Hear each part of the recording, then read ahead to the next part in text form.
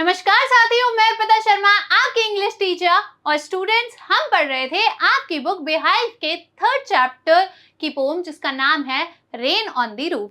तो चलिए स्टूडेंट्स, आज हम करने वाले हैं इस पोम से जुड़े सभी क्वेश्चन आंसर्स और इस पोम में यूज हुए लिटरेरी डिवाइसेस। तो देखिए, सबसे पहले जब हम पोम की बात करते हैं स्टूडेंट्स, तो सबसे पहला जो लिटरेरी डिवाइस हमारे माइंड में आता है वो है किसी भी पोम की राइम स्कीम।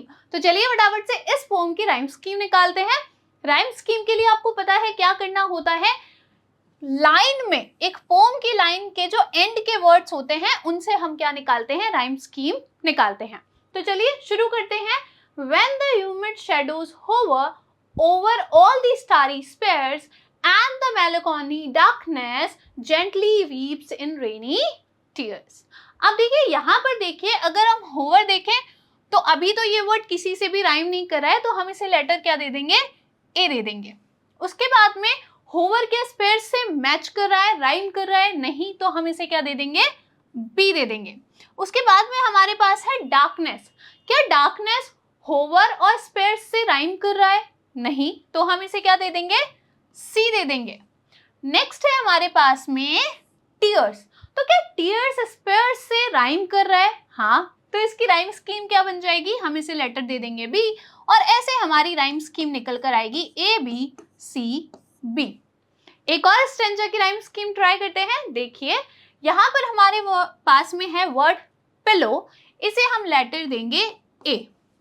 नेक्स्ट है हमारे पास में बेड, जो कि पिलो से राइम नहीं करता है, तो हम इसे लेटर देंगे बी। फिर है हमारे पास में पेटर, जो क्या पिलो और बेड से राइम कर रहा है, नहीं तो हम इसे भी लेटर सी दे देंगे। फिर है हमारे पास में ओवर हेड।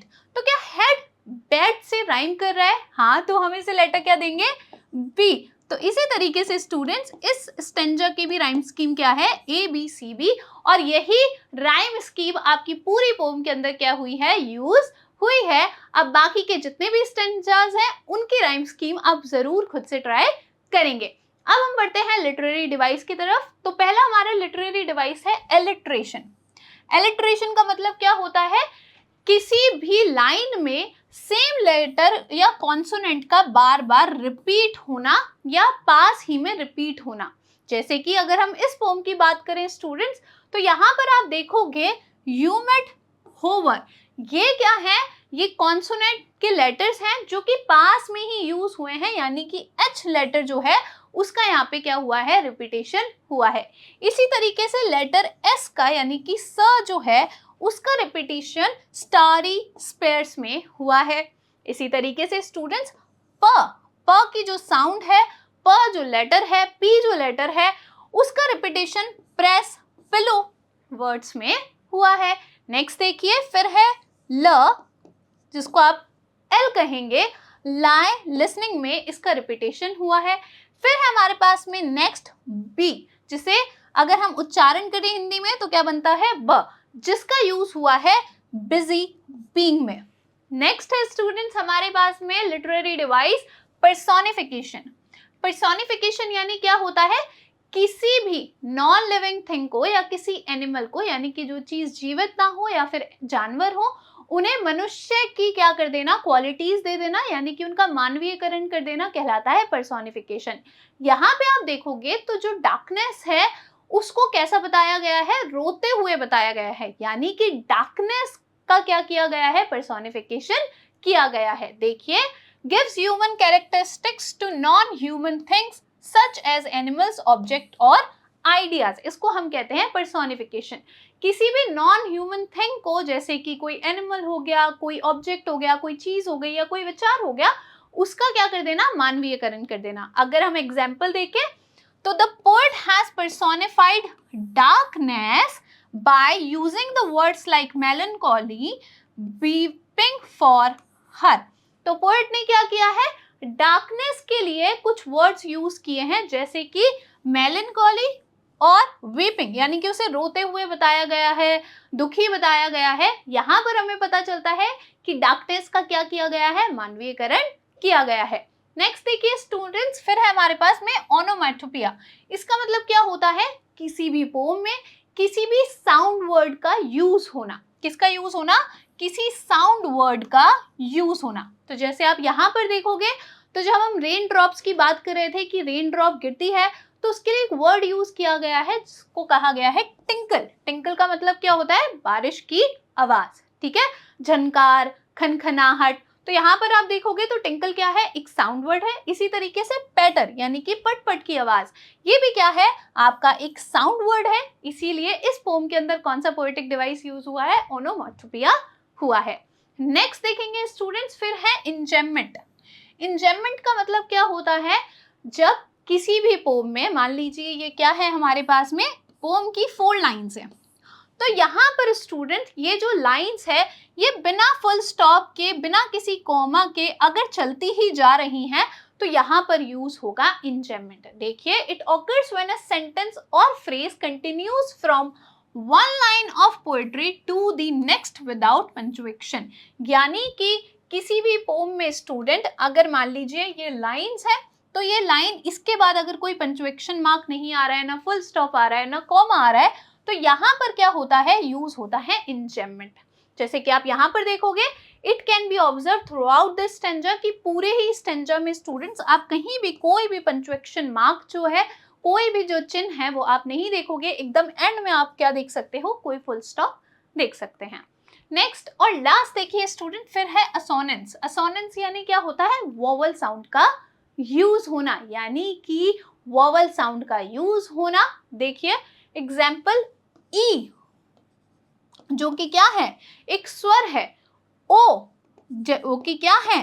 एक स्वर है। यहाँ पर आप देख सकते हो कि यहाँ पर कुछ लाइंस हैं जहां पर ई ओ ऐसे जो स्वर हैं उनका यूज किया गया है। जैसे इरे शी लेफ्ट देम, यहाँ पर अ जो है, ई जो है, उसका बार बार यूज हुआ है।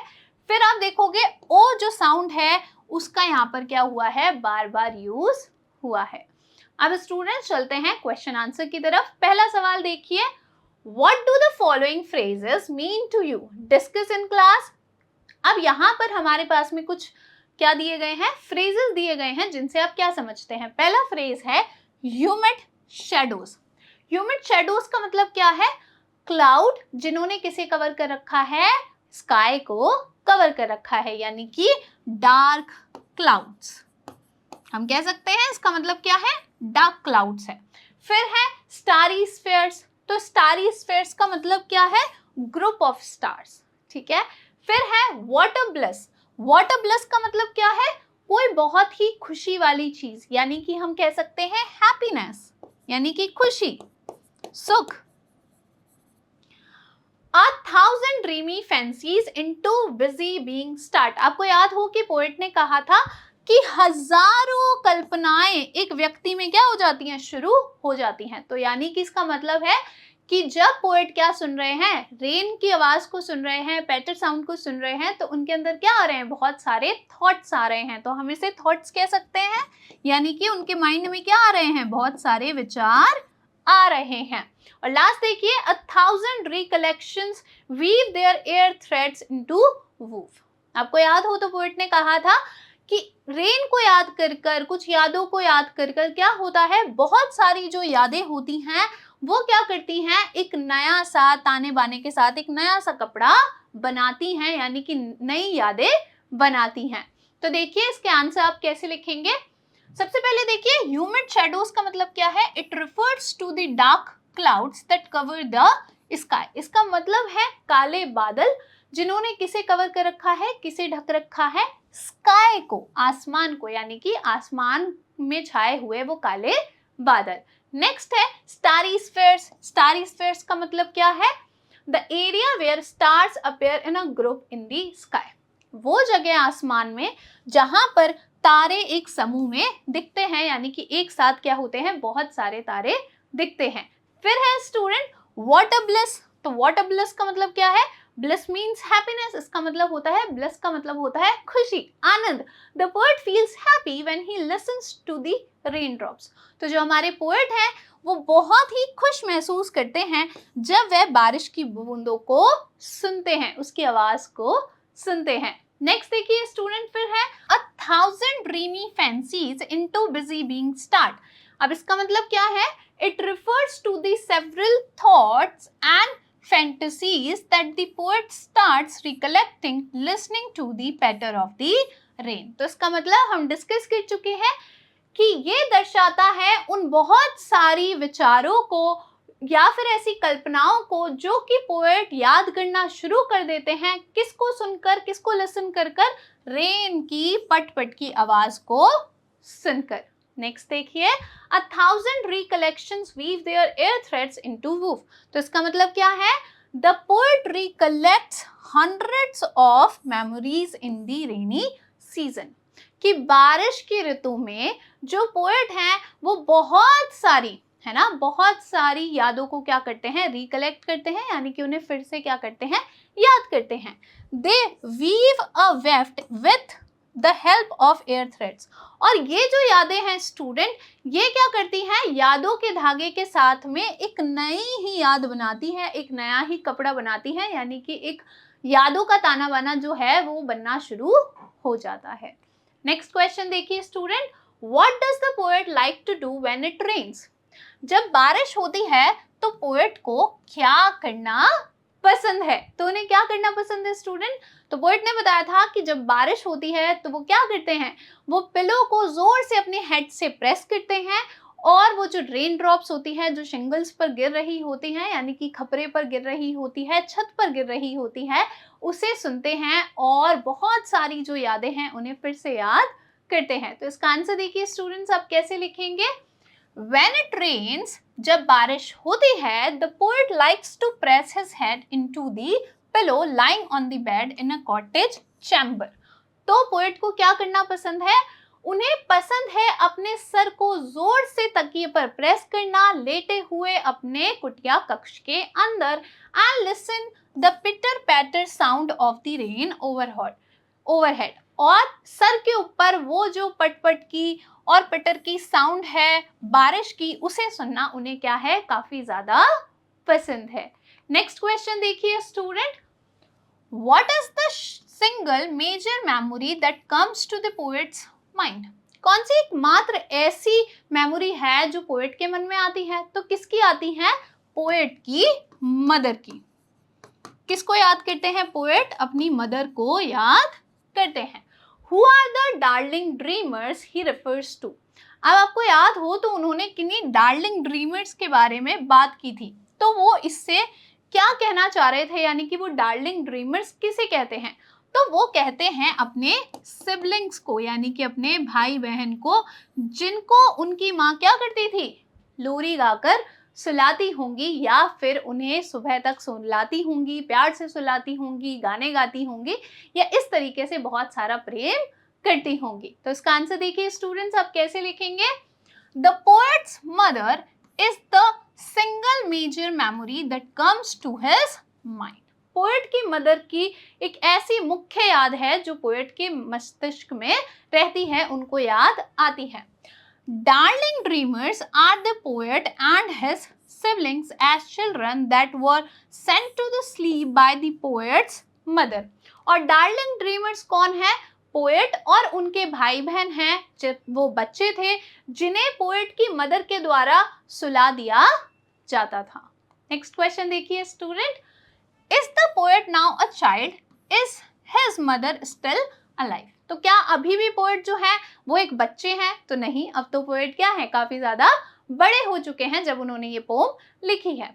और क्या उनकी मदर जो है, माता जो है, वो अभी भी जीवित है? तो नहीं स्टूडेंट, अनफॉर्चुनेटली वो अभी जीवित नहीं है, इसीलिए वो अपनी माँ को क्या कर रहे हैं? याद कर रहे हैं। तो इसका आंसर देखिए स्टूडेंट्स, आप कैसे लिखेंगे? No, the poet is not a child, he has reached adulthood. कि नहीं, पोएट क्या नहीं है? एक बच्चे नहीं है, और वो किस में पहुंच चुके हैं? प्रौढ़ता में पहुंच चुके हैं। हिज मदर इज नो मोर, उनकी माँ क्या है? वो भी अब जीवित नहीं है। But her mother's memories still haunt him, लेकिन अब उनकी मदर की जो यादें हैं वो अभी भी उन्हें क्या करती हैं? हॉन्ट करती हैं, डराती हैं। अब डराती कैसे हैं? कि अभी भी उन्हें याद आती है, काफी ज्यादा उन्हें दुख होता है अपनी माँ को याद करके। नेक्स्ट क्वेश्चन देखिए student, when you were a young child, did your mother tuck you in as the poet's mother did? तो अब आपके लिए एक प्यारा सा सवाल है स्टूडेंट, कि जब आप एक बच्चे थे तो क्या आपकी माँ भी पोएट की मदर की तरह ही आपको सुलाती थी? टक इन का मतलब क्या है? बिस्तर में सुला देना, है ना। तो माँ सुलाती है ना बच्चे को प्यार से, तो सभी की मदर्स जो होती हैं वो स्टूडेंट क्या करती हैं? अपने बच्चे को ललाबाई सुनाती हैं, यानी कि लोरी सुनाती है और उन्हें क्या करती है? सुला देती है। तो इसका आंसर देखिए स्टूडेंट्स, आप कैसे लिखेंगे? Yes, my mother use to tuck me in when I was a child. की हाँ, मेरी मदर भी मुझे क्या करती थी? सुला दिया करती थी जब मैं बच्चा था या बच्ची थी। She use to sing lullabies to make me sleep. और वो मुझे सुलाने के लिए क्या करती थी? ललाबाइज गाया करती थी। ललाबाई यानी कि लोरी। तो वो क्या करती थी? मुझे सुलाने के लिए लोरी भी गाती थी। नेक्स्ट क्वेश्चन देखेंगे student. Do you like rain? What do you do when it rains steadily or heavily as described in the poem? तो क्या स्टूडेंट्स आपको रेन पसंद है? तो रेन तो सभी को पसंद होती है। जब हल्की बारिश होती है तो आप क्या करते हैं? और जब हैवी बारिश होती है तो आप क्या करते हैं? जैसा कि पोम में बताया गया है। तो जब हल्की बारिश होती है तब तो हमारे पेरेंट्स हमें क्या कर देते हैं? बारिश में नहाने के लिए अलाउ कर देते हैं, परमिशन दे देते हैं, तो हम बारिश में नहाने चले जाते हैं। और जब बारिश बहुत तेज होती है, जब हम उसमें नहा नहीं सकते, तो हम क्या करते हैं स्टूडेंट्स? हम रूम में बैठकर उसकी जो आवाज है, जो पैटर है, उसे सुनते हैं। तो इसका आंसर देखिए स्टूडेंट्स, आप कैसे लिखेंगे? Yes, I like rain and prefer to take a bath in the rain for some time.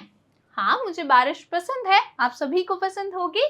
और जब बारिश होती है तो उसमें कुछ देर के लिए मुझे क्या करना पसंद है? नहाना पसंद है। But when it rains heavily, लेकिन जब बहुत तेज बारिश होती है, I stay inside, listen to the patter of the rain and enjoy the beauty of nature. तो मुझे अंदर रहकर उस बारिश की जो पैटर है, यानी कि पटपट की आवाज है, उसे सुनना पसंद है और प्रकृति को एंजॉय करना पसंद है, यानी कि उसे निहारना पसंद है। उसे देखकर मैं क्या हो जाता हूँ? बहुत खुश हो जाता हूँ। ऐसी कुछ चीजें आप लिख सकते हैं। नेक्स्ट क्वेश्चन देखिए student. Does everybody have a cozy bed to lie in when it rains?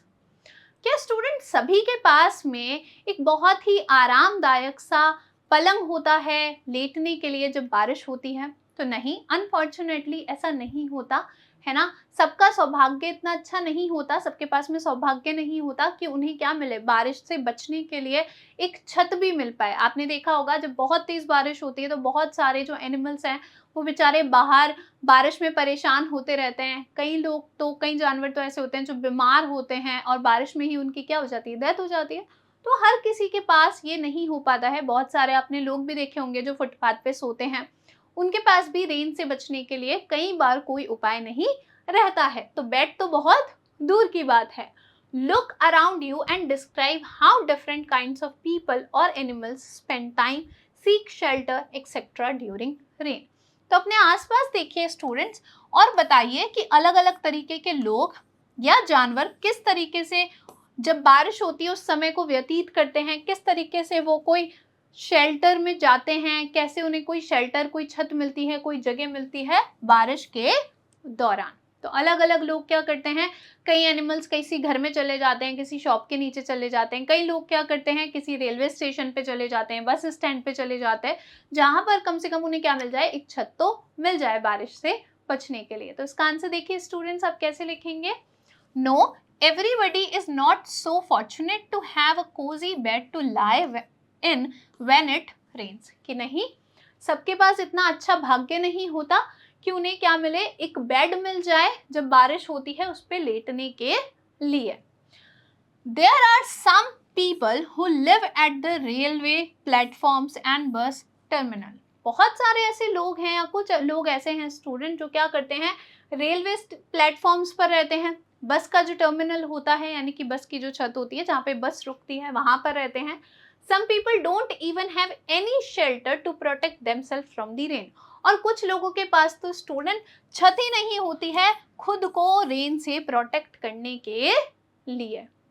There are so many animals which don't have any shelter and tremble under the dark sky in the rainy season। बहुत सारे ऐसे animals हैं student जिनके पास में कोई भी छत नहीं होती, कोई भी शेल्टर नहीं होता, और वो क्या करते रहते हैं?